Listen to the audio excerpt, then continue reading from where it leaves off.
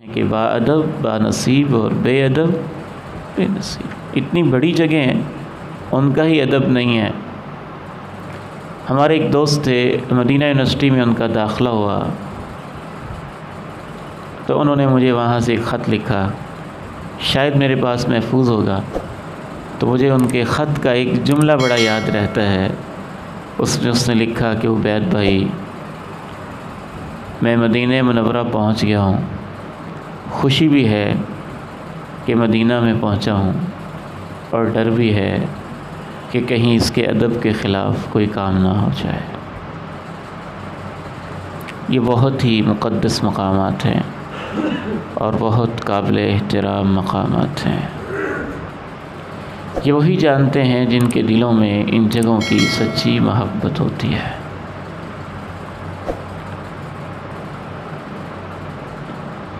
چھٹا اہم ترین ادب یہ ہے کہ جس مقصد کے لیے آپ جا رہے ہیں اس کو سیکھ کر جائیں۔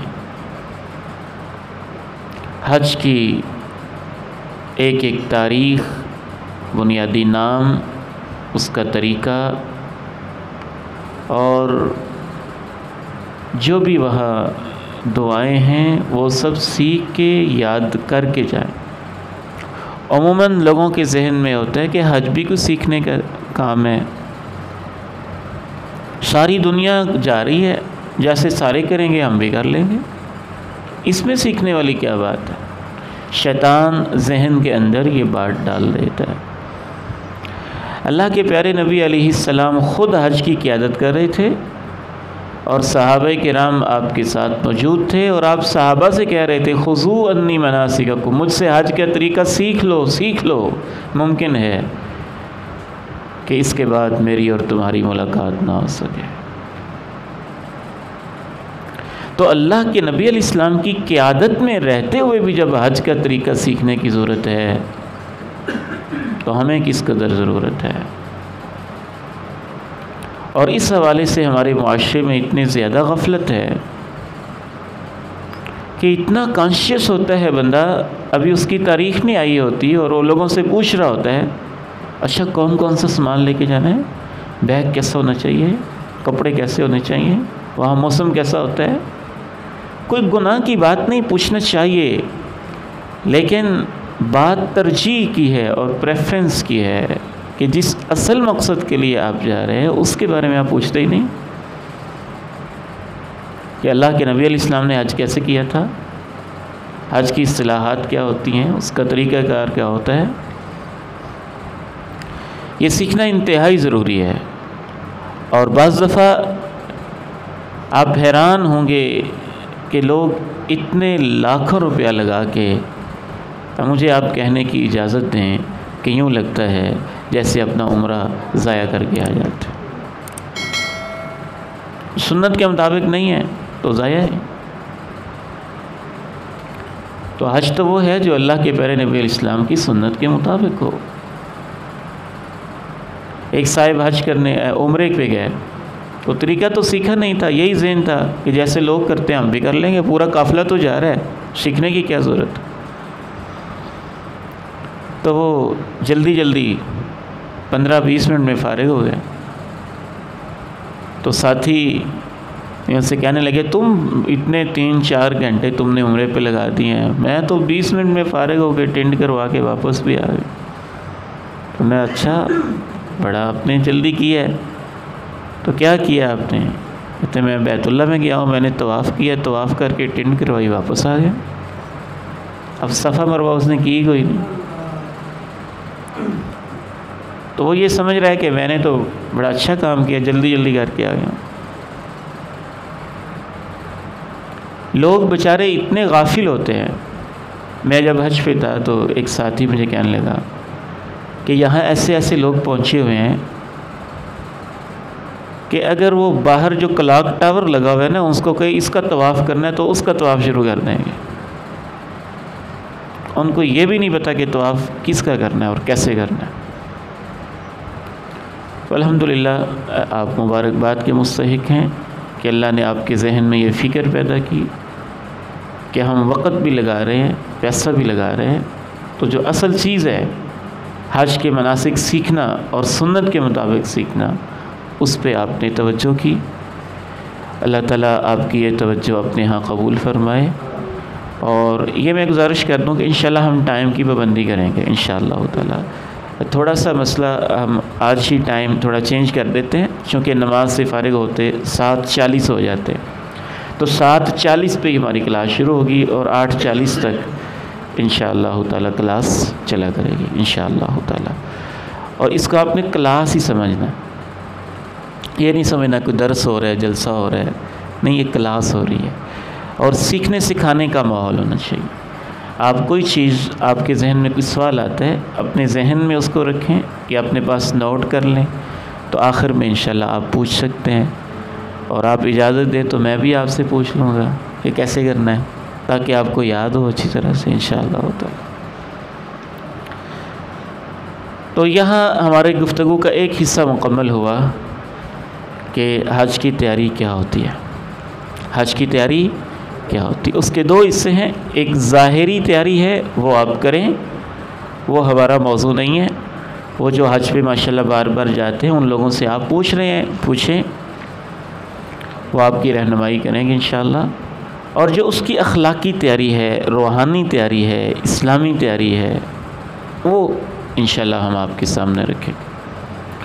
اس حوالے سے بھی جو ظاہری تیاری آپ ضرورت محسوس کریں گے تو کسی دن انشاءاللہ کسی ایسے دوست کو بلا لیں گے جو اکثر حج پہ آتے جاتے رہتے ہیں، جو آپ کے ذہن میں سوالات ہوں گے آپ ان سے کر لیجئے گا، وہ آپ کو بتا دیں گے انشاءاللہ تعالی۔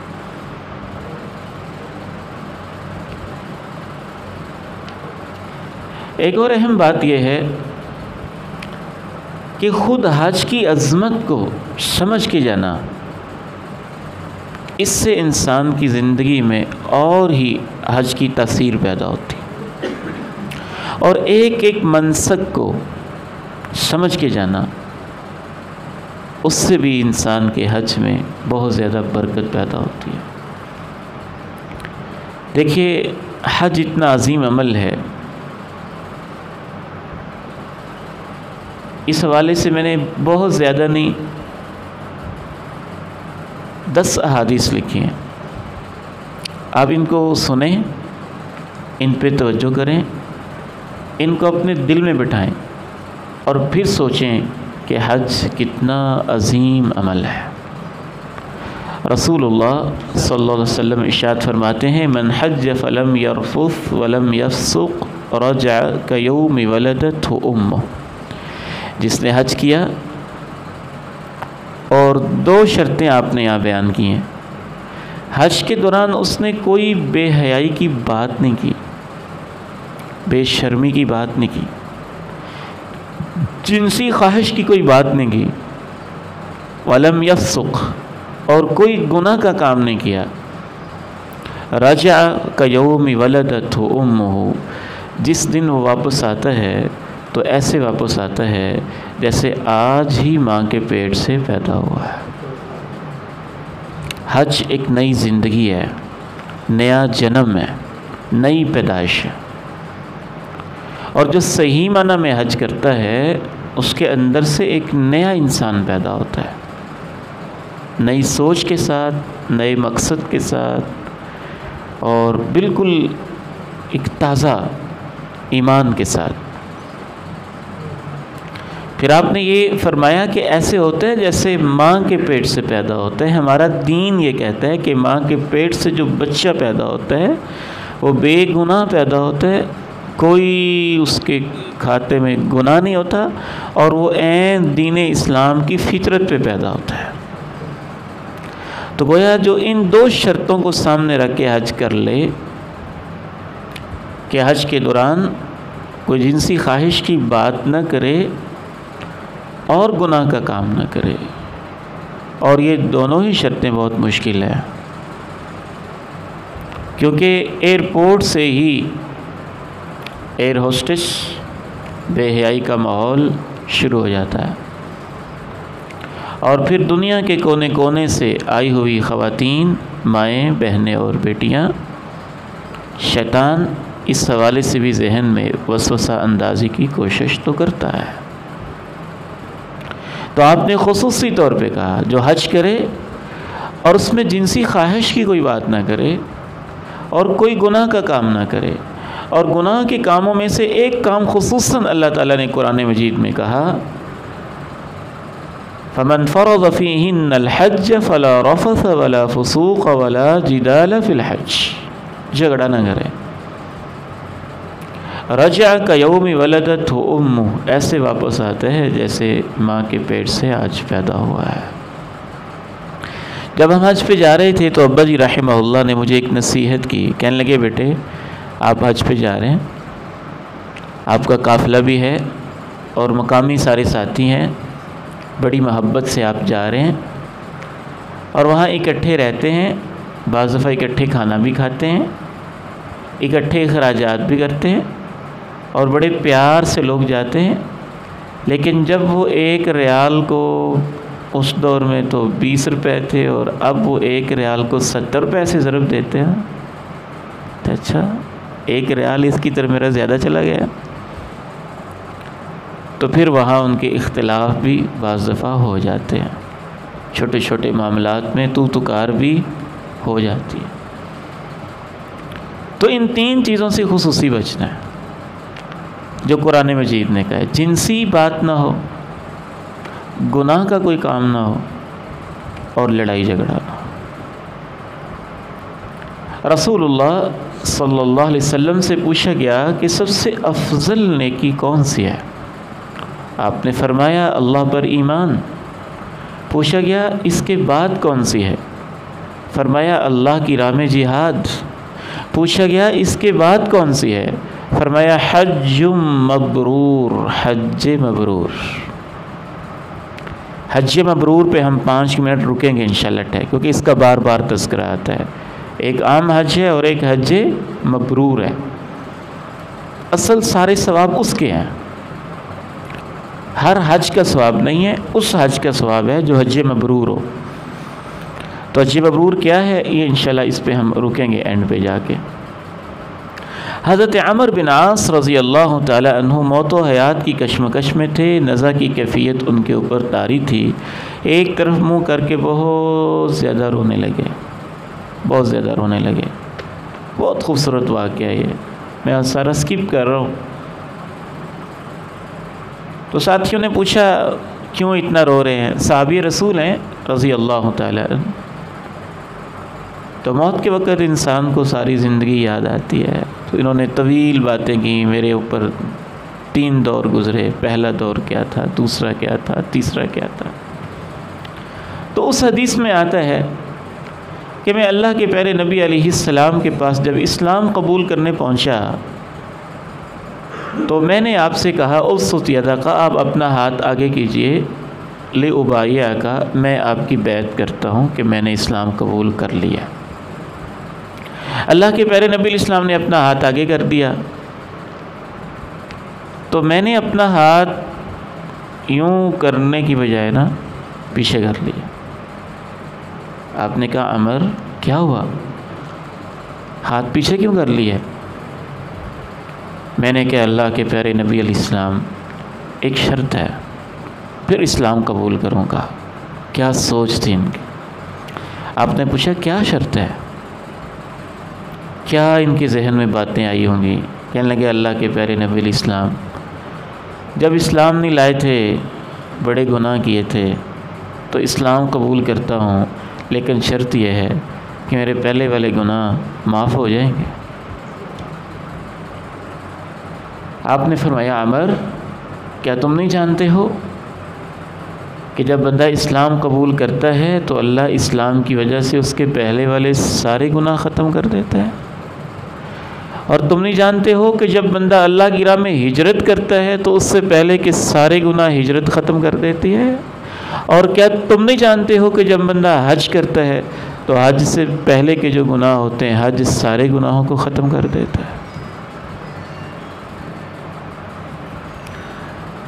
ایک اور حدیث میں رسول اللہ صلی اللہ علیہ وسلم ارشاد فرماتے ہیں جب بھی حاجی کا اونٹ اپنے قدم رکھتا ہے یا اٹھاتا ہے تو ہر قدم کے بدلے میں ایک نیکی لکھی جاتی ہے گناہ یا مٹ جاتا ہے یا اس کا درجہ بلند ہو جاتا ہے۔ آپ اندازہ کیجئے کہ کتنے قدم ہیں جو حاجی اٹھاتا ہے۔ اللہ کے ہاں ہمیں یہی امید ہے انشاءاللہ تعالی کہ ہم بے شک بائی ایئر جا رہے ہیں، لیکن اللہ تو جانتا ہے نا کہ لاہور سے جدہ تک کتنے قدم بنتے ہیں، اور وہاں سے بے شک ہم بائی کار جا رہے ہیں، لیکن اللہ تو جانتا ہے نا کہ مدینہ سے لے کے مکہ تک کتنے قدم بنتے ہیں۔ تو ہر قدم کے بدلے میں اللہ تعالیٰ نیکی بھی لکھتا ہے، گناہ بھی مٹاتا ہے، درجات بھی بلند کرتا ہے۔ پھر انسان یہ سفر کے اندر بھی سارے قدم اس کے کاؤنٹ ہو رہے ہیں، اور جو بیت اللہ کے طواف کے وقت وہ قدم اٹھا رہے ہیں وہ تو پھر خصوصی کاؤنٹ ہو رہے ہیں۔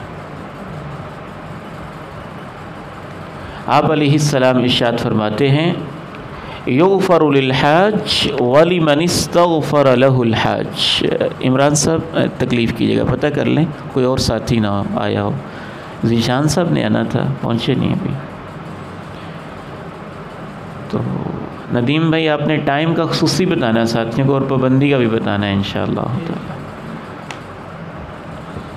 آپ علیہ السلام فرماتے ہیں کہ حاجی کو تو اللہ معاف کرتا ہی ہے، جس کے لیے حج کرنے والا کہہ دینا یا اللہ اس کو بھی معاف کر دے، تو اللہ اسے بھی معاف کر دیتا۔ یہ خاص مہمان ہوتا ہے اللہ کا حج کرنے والا۔ یہاں تک 5 باتیں ہو چکی ہیں حج کی فضیلت کے حوالے سے۔ پہلی بات ہم نے کہ بڑی کہ حج کرنے والا یوں ہوتا ہے جیسے ماں کے پیٹ سے آج پیدا ہوا ہے۔ دوسری حدیث میں ہم نے یہ سیکھا کہ ایمان اور جہاد کے بعد سب سے افضل عمل حج ہے، اور تیسری حدیث میں ہم نے سیکھا کہ حج سابقہ گناہوں کو مٹا دیتا ہے، اور چوتھی حدیث سے ہم نے سیکھا حج میں ہر قدم کے بدلے نیکی بھی ملتی ہے، گناہ مٹتا ہے اور درجہ بلند ہوتا ہے، اور 5ویں حدیث میں ہم نے سیکھا کہ حاجی کو بھی اللہ معاف کر دیتا ہے، اور جس کے لیے حاجی دعا کر دے اللہ اس کو بھی معاف کر دیتا ہے۔ اور 6ٹھی حدیث سنیے، بہت پیاری حدیث ہے۔ آپ علیہ الصلاۃ والسلام نے ارشاد فرمایا الحجاج والعمار وفد اللہ، حج کرنے والے اور عمرہ کرنے والے اللہ کے مہمان ہوتے ہیں۔ ابا جی رحمہ اللہ مجھے فرمایا کرتے تھے کہ بیٹا ایک مہمان وہ ہوتا ہے جو خود ملنے آتا ہے، اور ایک مہمان وہ ہوتا ہے جس کو آپ نے انوائٹ کیا ہوتا ہے کہ آپ مجھے ملنے آؤ۔ تو عزت تو اس مہمان کی بھی ہوتی ہے جو خود ملنے آیا ہے، لیکن وہ مہمان جس کو آپ نے اسپیشل بلایا ہے اس کی عزت زیادہ بنتی ہے کہ آپ نے اس کو بلایا۔ تو پہلی بات آپ نے یہ فرمائی حج کرنے والے اور عمرہ کرنے والے اللہ کے مہمان ہوتے ہیں، اللہ کے پاس وفد کے طور پہ آتے ہیں۔ اور کون سے مہمان ہوتے ہیں؟ دعاہم فاجابوہ، ایسے مہمان ہوتے ہیں کہ اللہ نے ان کو بلایا ہے اور انہوں نے اللہ کی دعوت کو قبول کیا ہے۔ ان استغفروہ غفر لہم، اب یہ اللہ سے جب معافی مانگیں گے تو اللہ ان کو معاف کر دے گا۔ 7ویں حدیث ہے رسول اللہ صلی اللہ علیہ وسلم ارشاد فرماتے ہیں تابعوا بین الحج والعمرہ، حج اور عمرہ بار بار کرتے رہا کرو۔ بعض لوگوں کو بڑی تکلیف سی ہوتی رہتی ہے کہ یہ بار بار عمرہ کیوں کرتے ہیں، بار بار حج کیوں کرتے ہیں۔ نہیں ہونی چاہیے، نیکی کا کام ہے۔ اگر اللہ نے کسی کو وسعت دی ہے تو اس کو بار بار حج کرنے دیں۔ اگر اللہ نے کسی کو اتنی مالی کشادگی دی ہے کہ بار بار عمرہ کرنے دیں۔ بلا وجہ حج اور عمرے کو کمپیریزن کرتے رہنا کہ حج عمرہ کی بجائے تم یہ کام کر دو، وہ کر دو، وہ کر دو۔ اچھا کبھی کسی کو یہ کہتے نہیں سنا ہوا کہ آپ نے اپنی شادی کے اوپر اتنے اخراجات کرنے ہیں تو اس شادی کے اندر 10 غریب بچیوں کی شادی کرنے اتنے اخراجات نہ کریں۔ اگر آپ نے لوگوں کو ترغیب دینی ہے تو اس طرح کے کاموں سے ان کا مال بچائیں نا۔ آپ سیر و تفریح کے لیے جا رہے نہ جائیں اور اس سے کسی کی شادی کر دیں۔ کبھی کسی نے یہ تو نہیں کہا کہ آپ اپنے گھر کے اندر یہ پائلنگ کروا رہے ہیں، پینٹ لگوا رہے ہیں، اس پہ اتنا خرچ ہونا ہے، یہ نہ کریں، اس سے غریب کی شادی کر دیں۔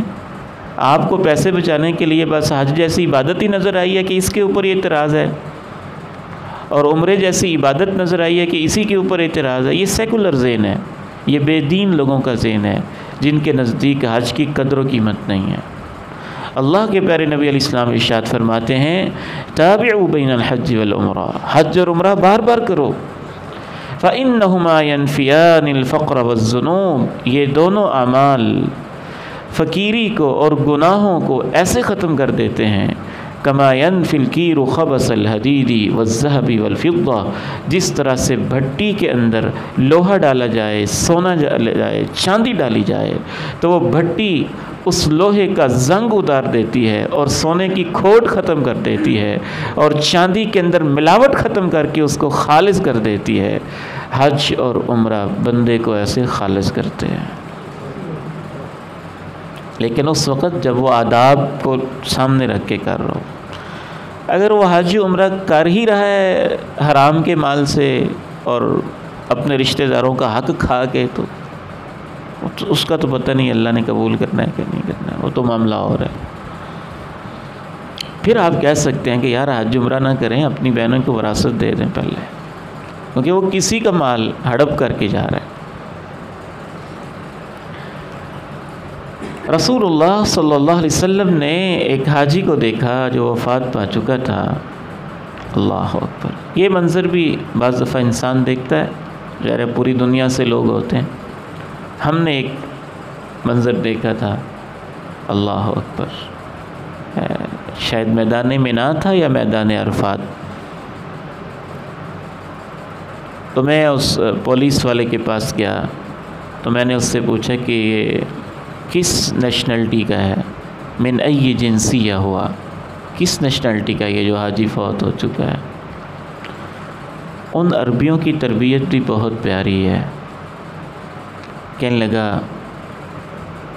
میں نہیں جانتا کس نیشنلٹی کا ہے، لیکن میں یہ جانتا ہوں کہ قیامت کے دن ایسے احرام پہن کے آئے گا۔ بہت خوبصورت جواب تھا اس کا۔ تو آپ نے اس حاجی کو دیکھا، وفات پا چکا تھا، تو آپ نے ارشاد فرمایا پانی میں بیری کے پتے ملا کے اس کو غسل دینا اور انہی احرام کی چادروں میں ہی اس کو کفن دینا، اور احرام کی چادروں میں کفن دیتے ہوئے اس کے سر کو نہ ڈھانپنا اور اس کو خوشبو بھی نہ لگانا، کیونکہ احرام کی حالت میں سر بھی نہیں ڈھانپا جاتا، خوشبو بھی نہیں لگائی جاتی۔ آپ فرمایا پانی میں بیری کے پتے مکس کر کے اس کو غسل دینا اور انہی احرام کے دونوں کپڑوں میں اس کو کفن دے دینا اور اس کے سر کو مت ڈھانپنا اور اس کو خوشبو بھی نہ لگانا، کیونکہ اسے قیامت کے دن ایسے ہی لبیک لبیک کہتے ہوئے اٹھایا جائے گا۔ صحیح بخاری اور صحیح مسلم کی حدیث۔ اپنی ماں بہنوں کے لیے خاص حدیث ہے، اسپیشلی انہوں نے سننا ہے اسے، بیٹیوں کے لیے۔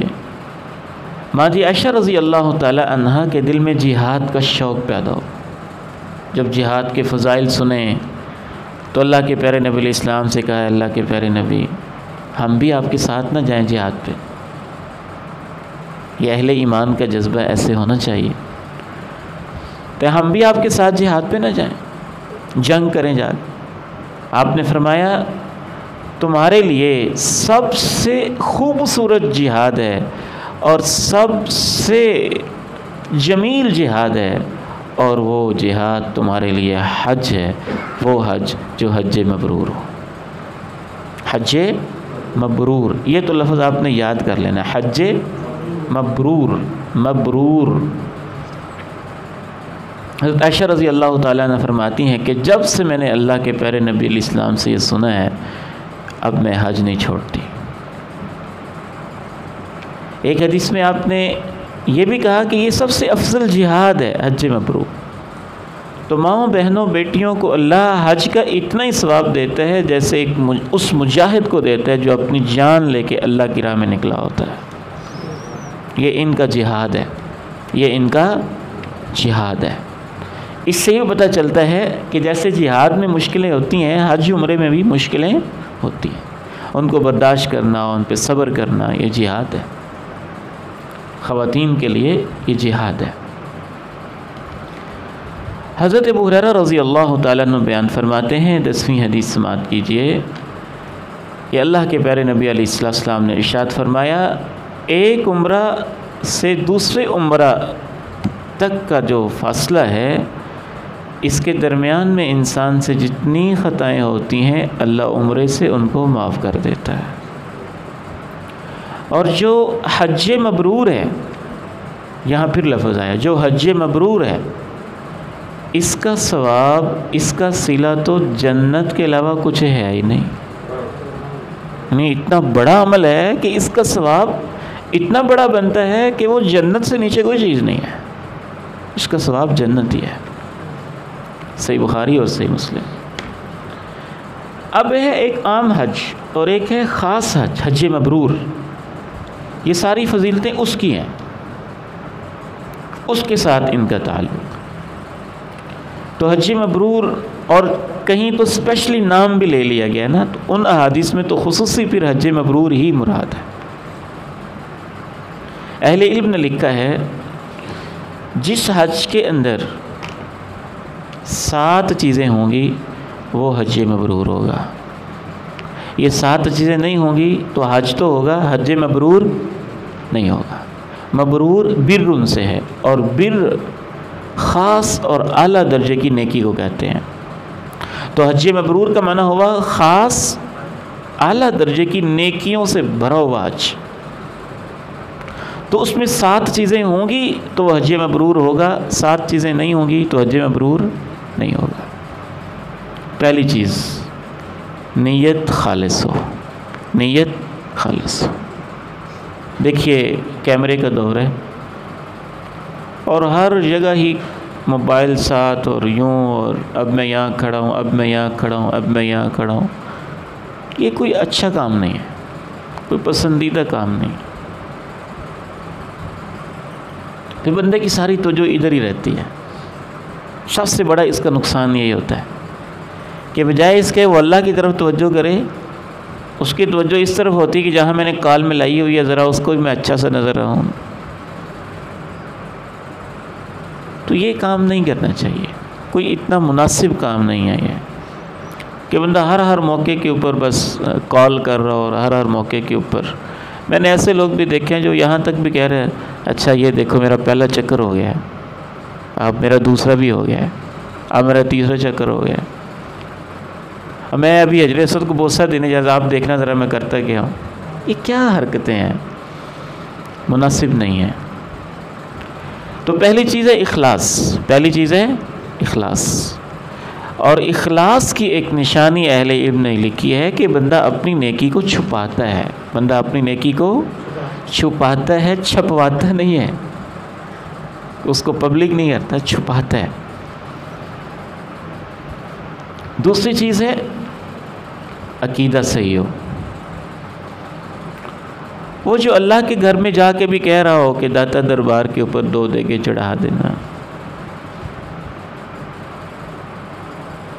ہم نہیں کہہ سکتے کہ اس کو حج میں کیا مل رہا ہے،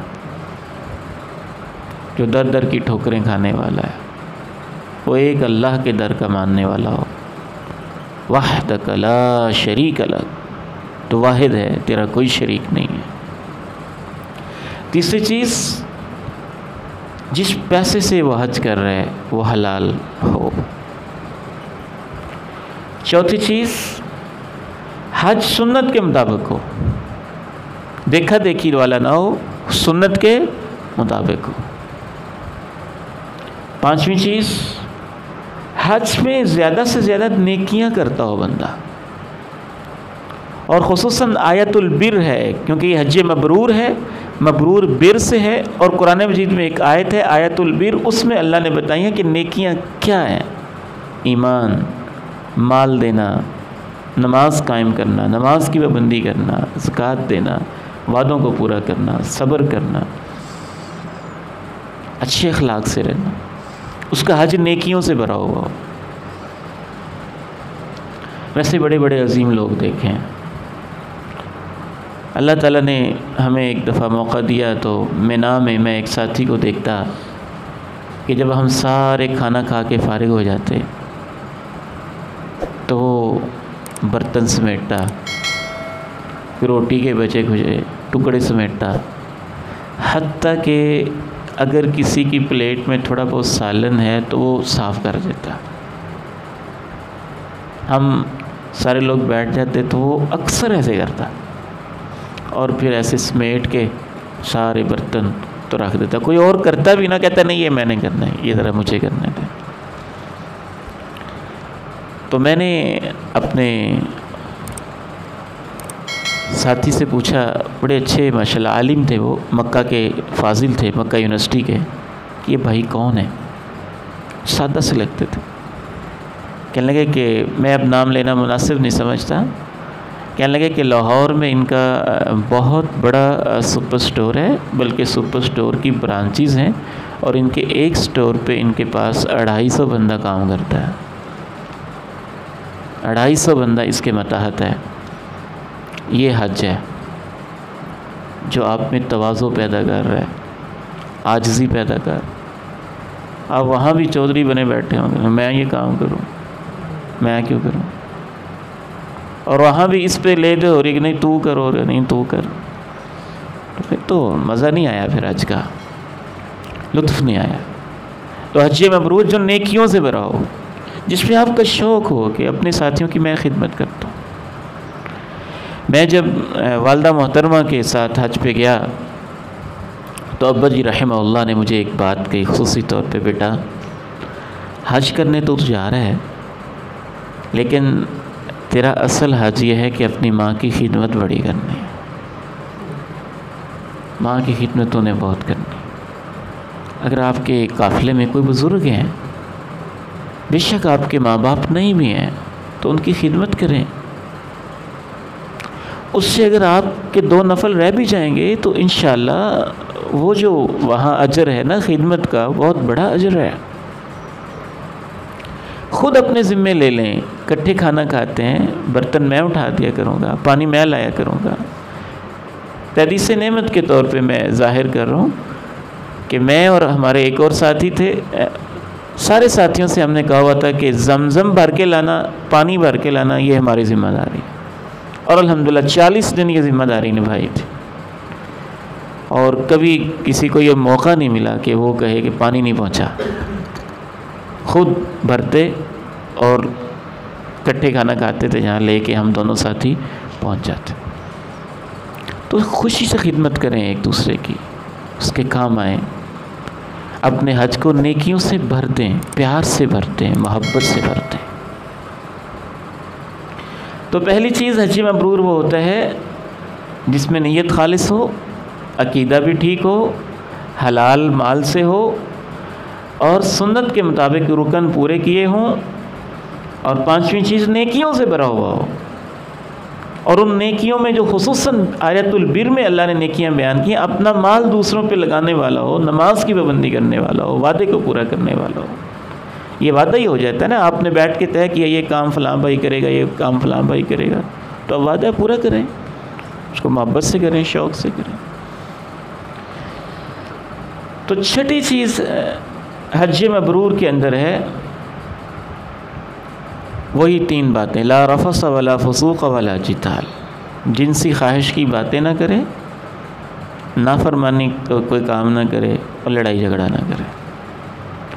اور 7ویں اور آخری بات حج مبرور کی ایک علامت ہے، اسے آپ شرط نہیں کہہ سکتے، علامت ہے، جب انسان حج سے واپس پلٹ رہا ہو، اگر اس کا دل بھی بدلا، اس کا احساس بھی بدلا، اور اس کی زندگی میں چینج آئی ہے، تو سمجھ لیں حج مبرور ہو گیا ہے اور اللہ نے قبول کر لیا۔ تو حج مبرور لینا ہے ہم نے، اللہ تعالیٰ سے حج مبرور لینا ہے، اور اللہ سے دعا بھی کرنی کہ اللہ ہمیں حج مبرور نصیب فرما دے۔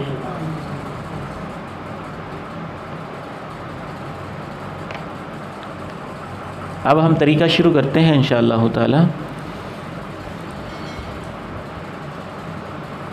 سب سے پہلی بات حج کے طریقے کے حوالے سے ذہن میں رکھیے کہ حج کی 3 قسمیں ہیں. کتنی قسمیں ہیں؟ 3 قسمیں. اچھا، جو پہلے گزر چکے ہیں اس میں سے میں 1-2 سوال کر لوں. جی، حج کے آداب میں سب سے پہلا ادب، بنیادی ادب کیا ہے؟ آداب میں سے ایک اہم ادب، یعنی حج کی تیاری میں ایک اہم ادب کیا ہے؟ جزاک اللہ ندیم بھائی، توبہ ہے. توبہ کر کے جانا. اور کوئی ادب؟ جی جی. اور معاملات کو صاف کرنا. کوئی بات، کوئی ضروری کہنی ہے، گھر والوں سے وصیت کرنی ہے تو وہ کر کے جانا. لا الہ الا اللہ.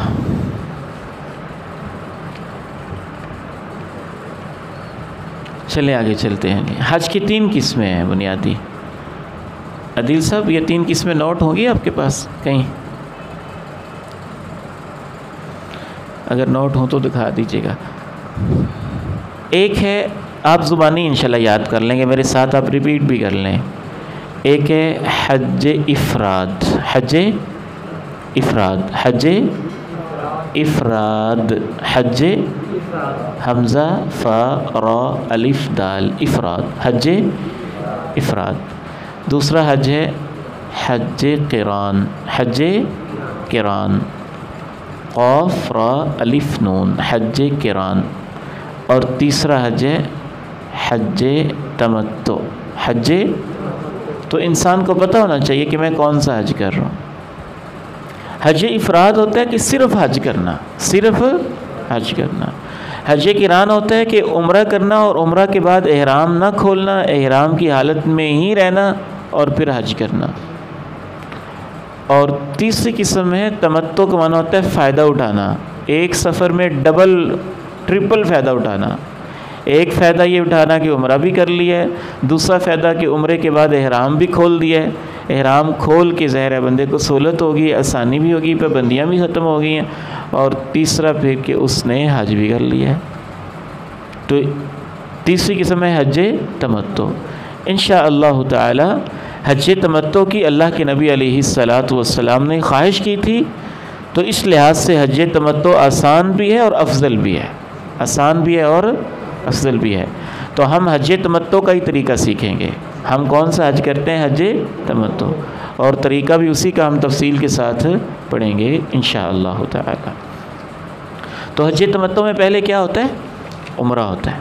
پہلے کیا ہوتا ہے؟ عمرہ ہوتا ہے. تو آج ہم انشاءاللہ تعالی عمرے کے طریقے کا آغاز کرتے ہیں اللہ تعالی کی توفیق سے. 4 کام کریں تو اس سے عمرہ پورا ہو جاتا ہے. کتنے کام؟ 4 کام. نمبر 1 ہے نات بھی تیرے ہیں. چوتھی بات بندہ کہتا ہے کہ ساری بادشاہت اور سارے اختیار بھی تیرے ہیں. یہ کہہ کے پھر بندہ کہتا ہے لا شریک لک، تیرا کوئی شریک نہیں. تو لبیک کے 3 معنی آپ نے ذہن میں رکھنے ہیں. 3 معنی آپ نے ذہن میں رکھنے. لبیک کا پہلا معنی ہے کہ میں حاضر، میں حاضر، میں حاضر. جب کسی کی حاضری لگاتے ہیں نا ہم مدرسے میں، کہتے ہیں ظہیر، تو ظہیر کہتا ہے لبیک، یا اللہ آپ نے حاضری لگائی ہے، بلایا ہے، میں حاضر. اور بار بار حاضر، بار بار حاضر. ایک معنی حاضری. دوسرا معنی ہے لبیک لبن سے بھی ہے. لبن کا معنی ہوتا ہے خلوص. اے اللہ میں خلوص کے ساتھ، دل کے ساتھ، اندر سے، باطن سے اپنی زندگی کا نچوڑ اور جوہر لے کے حاضر. تو لبیک کا دوسرا معنی کیا ہے؟ خلوص کے ساتھ حاضر. لبن سے کسی چیز کے نچوڑ کو کہتے ہیں، خلاصے کو کہتے ہیں. اور تیسرا معنی لبیک الباب سے بھی ہے. الباب کا معنی ہوتا ہے کسی کے قریب ہونا، کسی کے، اے اللہ میں تیرے قریب ہونے کے لیے حاضر، تیرے قریب ہونے کے لیے، تیری محبت کے قریب، تیرے گھر کے قریب، تیری جنتوں کے قریب، تیری رحمتوں کے قریب، تیرے مرکز کے قریب، تیرے قریب، اتنا قریب کہ اللہ مجھے ان میں شامل کر دے جو قیامت کے دن تیرے قریب بیٹھے ہوں گے اور عرش کے پاس ہوں گے اور تیری دائیں طرف بیٹھے ہوں گے۔ اولئک المقربون، یہ مقرب ہوں گے، قریب کیا ہوگا جن کو اللہ۔ تو لبیک کے اندر 3 معنی پائے جاتے ہیں، میں بار بار حاضر، اور دوسرا معنی خلوص کے ساتھ حاضر، اور تیسرا معنی تیرے قریب ہونے کے لیے، تیرا قرب پانے کے لیے میں حاضر ہوں۔ تو اس کو کیا کہتے ہیں؟ تلبیہ کہتے ہیں، اور میقات سے یہ شروع کرنا ہے اور بار بار کہتے رہنا ہے۔ آج کا ہمارا انشاءاللہ تعالی لیکچر اسی پہ اختتام پذیر ہوتا ہے، اس دعا کے ساتھ کہ اللہ تعالیٰ آپ کو حج مبرور نصیب فرمائے، آپ سب کا یہ سفر قبول فرما لے، اور جو آج ہم نے پڑھا ہے اس کو انشاءاللہ ایک دوسرے کو آپ نے سنانا بھی ہے، گھر والوں کو بھی سننا ہے، یاد بھی کرنا ہے، اور کل آپ نے بتانا بھی ہے مجھے انشاءاللہ تعالی۔ اللہ تعالیٰ آپ کو سلامت رکھے۔ کفارہ مجلس کی دعا پڑھ لیجئے۔ سبحانک اللہم و بحمدک، اشہد ان لا الہ الا انت، استغفرک و اتوب الیک۔ حج